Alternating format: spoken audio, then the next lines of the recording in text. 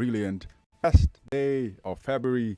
I'm Awogo Obo, and you're on to Hat Facts on 99.3 Nigeria Info. Sandra Ezekwesili is on vacation. She's got some business to do, and so I'll be in for some time. So, first and foremost, let's give you an update on the COVID-19.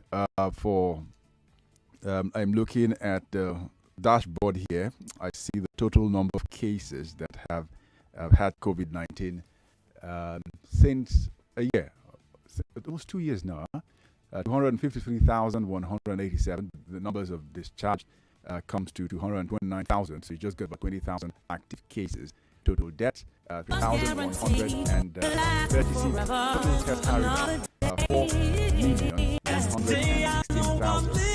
There's another figure, the number of vaccinated people, vaccinations rather, 20 million vaccinations. You should do the arithmetic. You probably with 2 doses, maybe about 10 million, but it's still way less than 1%. Yesterday,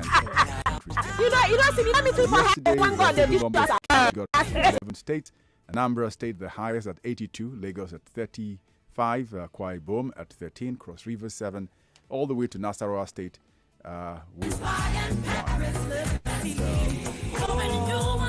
Have the highest number of cases at 98,401, but then the vast majority of them have been discharged or no longer have the infection. But even if we don't have the numbers high enough where it should be for vaccinations, the easiest thing for you to do is to do what a number of people have continued to do, which I guess is the reason why we still have great results. Maintain social distancing, wash your hands regularly, maintain safe hygiene.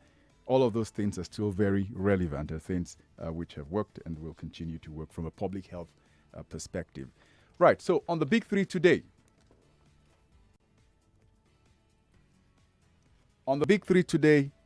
we have a big discussion, and I'm going to go first with security.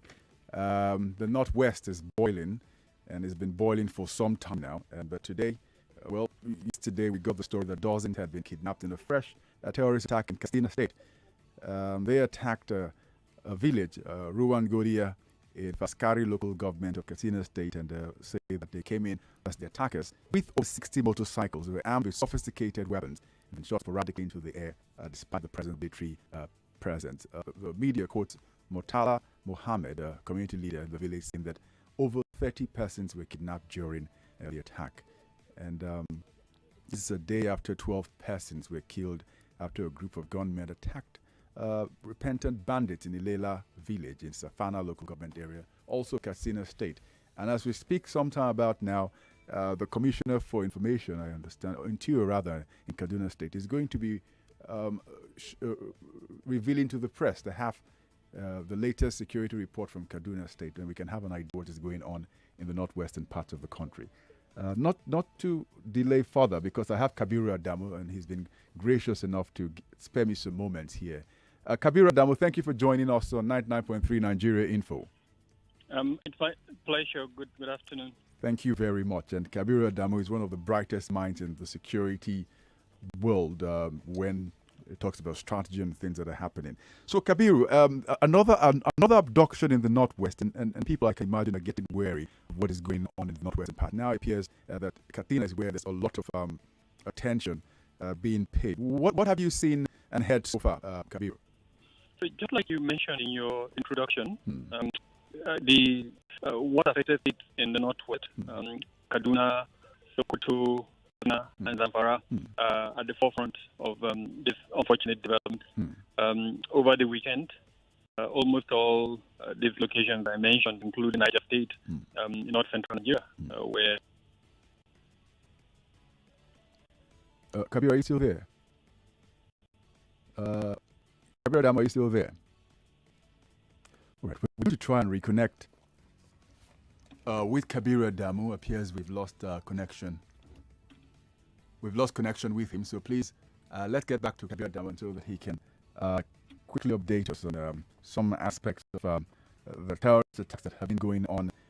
That's exactly what they are in the northwestern part of the country, and he was just pointing out that what you're seeing in Katsina State in Kaduna State, and also to into the Middle Belt, where Niger State has also become a major bone of contention, where the governor, told stunned media that at least 7 local government areas in Niger State are under the siege of bandits, he says.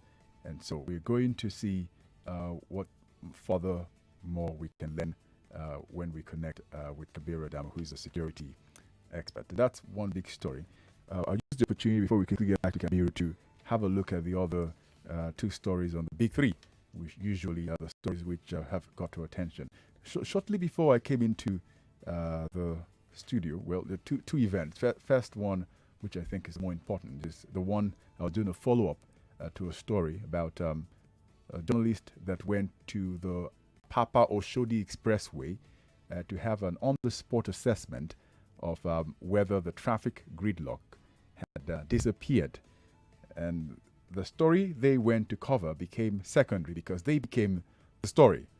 They were attacked by hoodlums during their visit to have an on-the-spot assessment of what was going on the expressway because of the work going on in the Apapa end. And thankfully, no life was lost. But for hours, there was a lot of apprehension in the media community. First, you had the journalist, 2 crews, one with Arise TV and the other with Channels Television, targeted by these guys. They stabbed the driver and then abducted a cameraman, and then the reporter for Arise TV had to make a hasty escape. Thankfully, he was able to escape. He was telling me later on that if he was going to describe his experience, it was a hellish experience. But I'm going to get back to that story because now we have Kabir Adamu back. Kabir Adamu, security expert, and he's based in Abuja. Kabir Adamu, we lost connection with you at some point. Yeah, unfortunately.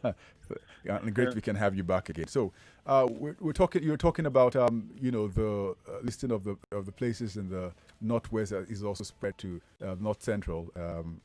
Niger State, yes. Yeah, so I was making the point that I run a consultancy, and what we do is we have a database of these incidents. So at the end of 2021, we did an analysis of all the incidents that occurred from January to December, and we divided this trends into 2, that of fatalities and that of kidnapping.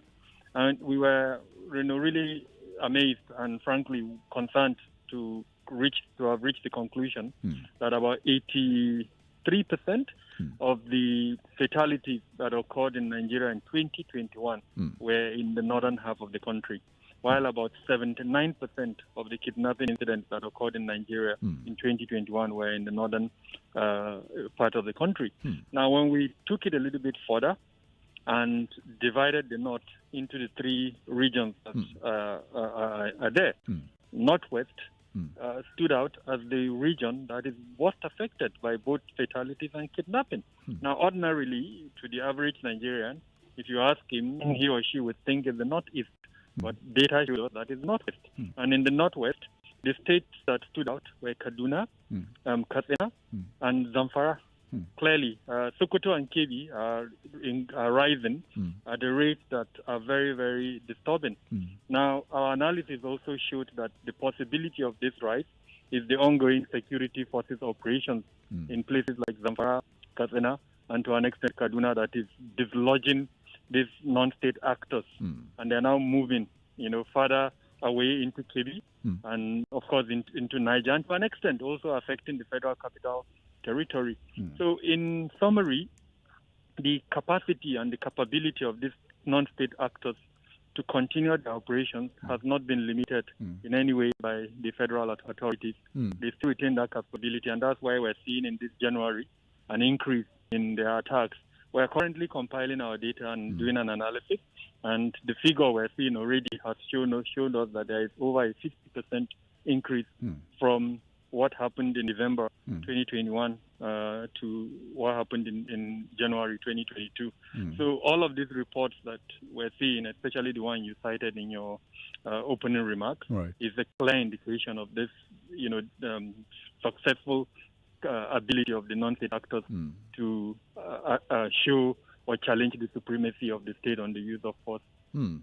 And because I know you've got such a busy schedule, and I mean, it's great that we could even steal some time from you, Kabir Adamu. But before I let you go, if you listen to many of the state actors, in this instance, I listened to the governor of Niger State, I mean, lamenting that, look, I have 7 local government areas now under the siege of non-state actors, violent non-state actors. And he said, we need to collaborate, the state and the federal government, in getting in more personnel. But when I listen to you and I also look at the numbers of